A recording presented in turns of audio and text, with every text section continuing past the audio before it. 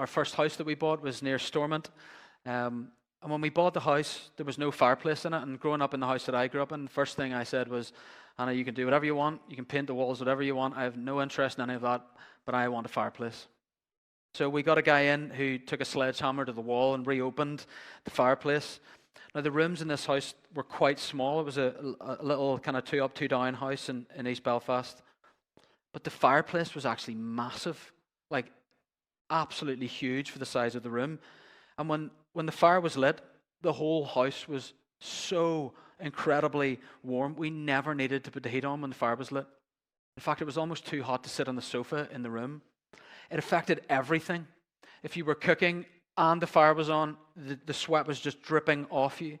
It affected every single thing that we did in the house. Even the kids, when we had our kids trying to sleep, it was just too warm when the fire was lit. Every moment, talking, reading, having friends over, suddenly became warmer, suddenly became affected by this fire. And I tell you this story because I think the church in our day and age needs to reopen the fireplace of prayer.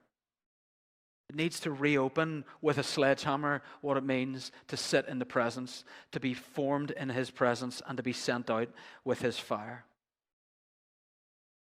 And it may start small, maybe 1s and 2s. In our prayer, at times in Monterey for about 5 years, it was me and this other one guy who was about 60. There's nothing wrong with that. It starts where it starts. But now we've developed a whole lot of other stuff around prayer. It may start small, but it can affect a whole community. It draws people in. So let's step closer to the fire of prayer.